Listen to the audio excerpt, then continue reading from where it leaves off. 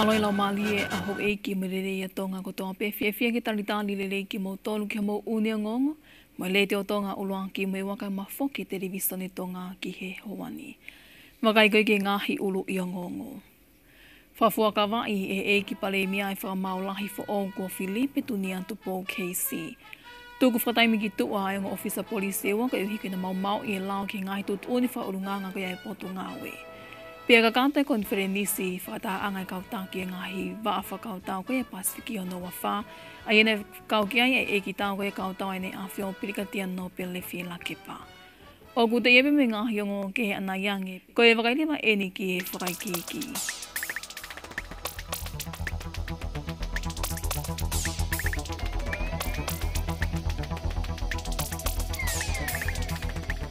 Nā e whawhora wai e pe e pongponge ahoni e ki pale mia hua kawa miliku ai whamaolahi fo o ko Filipe tunia tupo KC.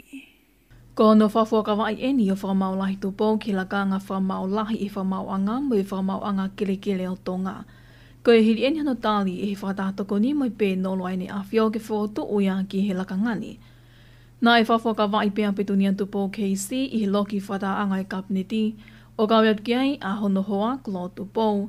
Pehe ke tu i whamaulahi mai Kolwiten mo i hau e ki minista o i kabineti.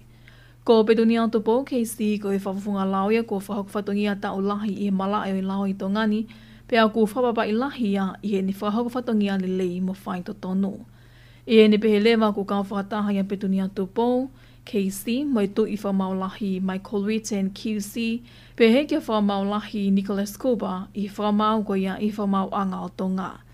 Kai ke he whahoko ai o wau i whamau angalahi he moni te wike kaha o ko hono talitali o whamau lahi tupo KC pe tene kamata ngawe ai pe koe whamau lahi yang i whamau angalahi mo i whamau kele o tonga.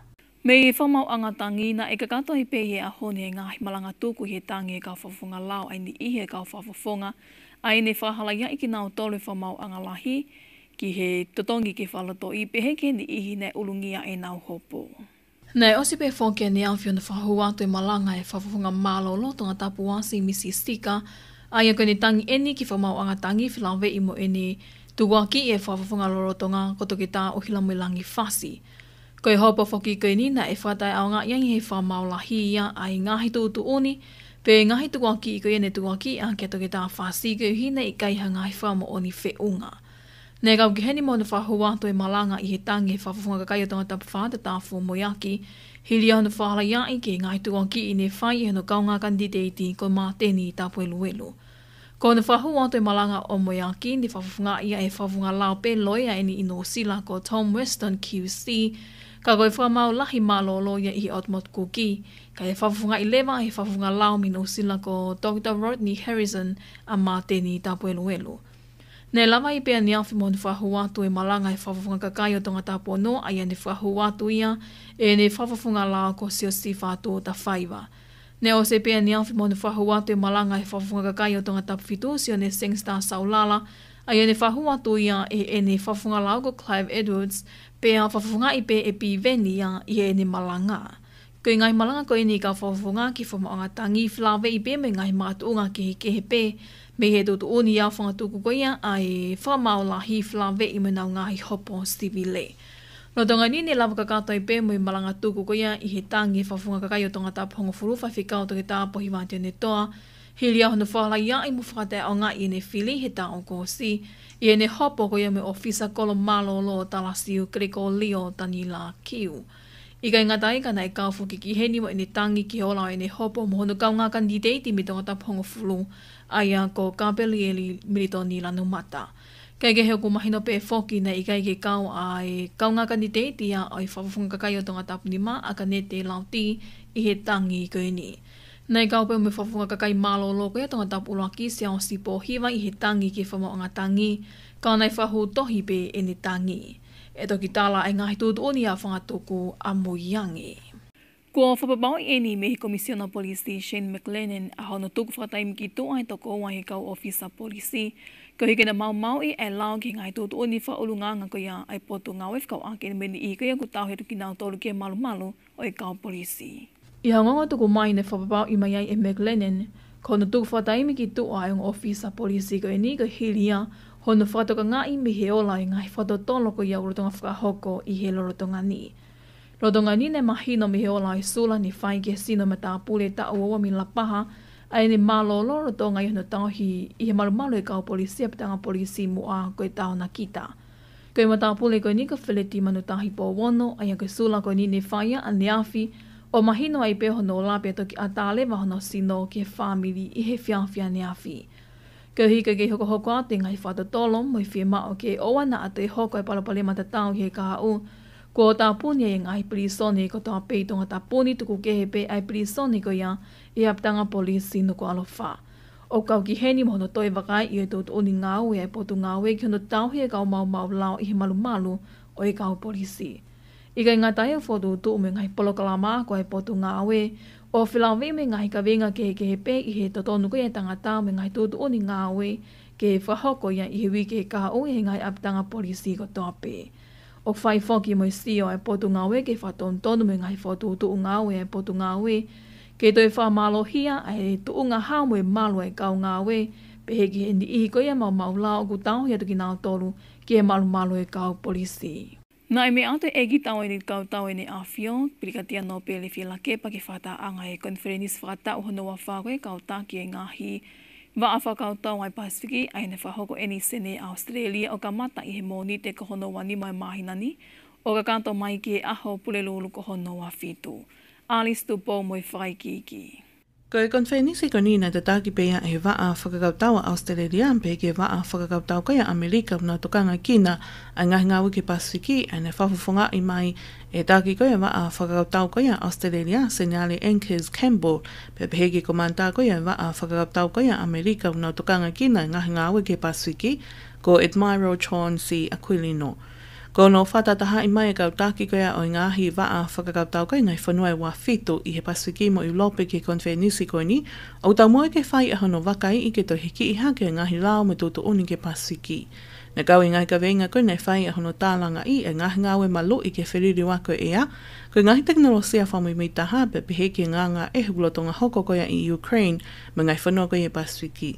E whamatala koe nei tuku mai i he website koia ai waa whakakautau koia Amerika kuna tokanga kina a ngahi ngāwe ke Pasifiki, ne me ai apelikatia no pele whila kepa o pehe o kau au pito e ka venga koe nei whai e tokanga kia i he konfereniso ta oni ai whiriri wako ea i he mau inga au pito, kau hia kuesia e he whiriri wako ea ai anga e nofo, ko e tuunga hao koe me malo o e Pasifiki pe pehe whoki e tuunga mo i lelea kakai o e Pasifiki. Nane toi mea o pehe o ko ngau whataha ato ngani me ngahi hoa ngā we ke he pehe ki he ngahi whamiri koe he Pasifiki ke o hake e ngahi wesea tamaki i he whiriri wako e ea mo whapapau i tēnā o tokoni mai he taimi koe whē mao e ki nau tolu i ha hoko whatamaki i tupu me he whiriri waki o ea. Ma ai ngonga leitio mai televisone to ngā kua Alice tupo.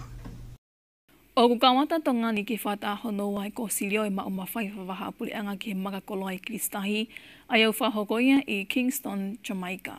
Ko e whata koe ni nei kamataia i he moni te wiki kosi o te kakato ki he ahoni. O ku whafunga ai atu e siolo ke pule angata ni la kula a he whata koe ni ai koe konferenisi hono wa whitu eni. Ko e whata koe ni o ku whelingia kia i ngai whakaukau i hea lea i koia o e ngai kupo i lao tūtu uni ki hono malu i mo whatolonga i atakai i tahi, i he lao tūtu uni whanganga koia o e to o makakoloa o Kristahi whawaha apure anga. Ko e whata koe ni o ku kawatu kia i ngai whunua la lahi i mamani mo e konga ngai whunua e Pasifiki, o kau kei ato ngani naulu mo e otmot kuki. Pea tu utani a whia wakawha o se programa whawhoki kakai mo i kuia e pule anga, mi tua pule anga me kau pāsese, e toko tolu ngiao minu usila, Australia, pehe whoki ki whisi. O ku tau i whakalontini peki nau tolu i he hotele tanoa, hotele ku pesi pehe ki makeke, mo ni ihi o ku tau i peha nau apina whuanga ke nau toki a tā i a aho e tolu mi heni. Ko e wakawha o si ia, kai hoko ato i peki hono kamatai i he aho monite o wiki kahao, a hono whakaawa ho tau kau a whonua ki whiwholau aki anga maheni, o mui pau ki ngahi tūtu uni me he komit whawhonua o knau toka ngai kina, ai ngahi mea whawhok whaa. Mahino whoki ko ia o eni ki he tau e wa, a hono whakahoko e polokalama whawhoki me ho tau kakai tonga tukwaka ko ia i to apure anga. Ko wike kaha ufoki ko e poku fo o ia I hono whakaawa I kau āwhanua. Hiri ai laka I he tau ewa a hono tāpuni ho tau kau āwhanua ko uhi ko mawhola whamamanilahi ko ia e ko viti tāhiwa. Mai o ngonga le te o me televisione tonga, ko ausnori tātu I vai. Ko e whamumitame malai e spoti e hoko mai o ka hili e ni whahoka tuia e vai whanua tu bola. Malo e rei, malo e lava mai ki o tau whare koloa PDH. Malo e tau kei whi au mai, ko e wakailewa eni ki he mala e o sipoti I he angalele e kautaha ai Pacific Timber and Hardware. I he sipoti whaloto whonua, o kulorotonga I tongani a ongalai o ni tutuko ai funga mana mo ui, ke na wahe hona tau kei ilohi akapulu, ke whanau akapulu e kolistonga. Ko e ongo matapuleni ko kapakau mo I peleka wei timwha whonua a Siapani, ko sio saya fifita mo whauloa ma kisi. Ko e na whalau malolo ewe mai eni ki tongani pe kuna whakalele ha polo kalama ko wa inga mo I whanau akapulu e kolistonga I he mala e funga mana mo ui. Na whamatala ia a sio saya fifita I hawhae ki eke makehi mo ngongo sipoti a leito tonga, o kune fia ke foki mai o wahe ni ngai ilohe akapulu mo I whanau wa inga I tongani, ke nau malawa o mao hakaha ulelei. Koe haupe o sio mai ki he kaukiti, koe whaitupena mau tupo ke aien. Koe hape ngai lelei mau mao, koe pete mau awe ke he kaukiti koe ni nā taimi tena alake. Mau osi matotoa mau tolu, nau whetongi mau tolu. Koe whawhetongi pe, koe whiwhia puta he whoki mai o sio mai ki whamiri. Mai no foki na ako fifita he kolistonga pena ane kau he polo kalama akapulu e ke te mio e ako anga o iai hono whainga maari ako ki Siapani o hoko Taipeke University pe ane wa inga whakalapu ai pe o a uki hono uia ke timi whawhonua a Siapani. Na ane wa inga mai kalapu Sunwolves I he whiahui supa pe agune lotonga wa inga I he kalapu koe Kintatsu Liners. Na I te tala noa fifita ki hene wakai ke tu unga kuia ia akapulu I tongani. Sio tai nimi ku alupe tai mi mo whakalakalaka. Ai akapulo tau whanua ko rikien mo mea ku kau he atonga top chimi mamani. Kaku tau whaampe ha taimi e alaka kau kit ko nio alaka wainga I karetahi. Alaka mo I karetahi o to e sai au pito hanko e matematonga. Kau koret pege kakai whanua ke mo teko mo whanau ke he akapulo. Mau tolu konu kowe a kou maupe moi akapulu. Lawa pito konu mai ke family. Mea mau inga pia koe mea kai he te pirim ke kai family. Lolotonga nini whamatala le vai matapule ko whaulua mā kisiki ngai whainga maalia ko lapa o mao I he akapulu ki tua pule anga. Koe whainga maalia ku lahi au pitoi. Kaku tipeni pe mea kita. Koe ngau e mālohi pe mo e whenga mālo. Lahi pe ahi me ngahi mea tene anga ahi kita he hanga te whenga ka koe mea ke te sio pe ki mua. Whalala pe mo te tui pe pau ke te ausia e tau mua te whenga ki ai. He hanga pe te ngau e mālohi mo te whalala o whakao ki te whenga ki te. Hoi kau pe ki popo ke lahi pe te kaure kau I tongan tare ni ti ia pito te whakamane mau e ngahi mea whakamalo sino me ngahi mea koto e whanamuri I tongan I ngā ke whamalo sino mo tokonia ka e tau whanau wako mo mea he kau e mea tati ne hangai o tokoni e akapulu mo mea he whanuania te langa ke. Ko fifita foki mo mākisi, ko na wa inga mai timi si hifo he tā ua noa Siapani, mo I timi kakai lalahi.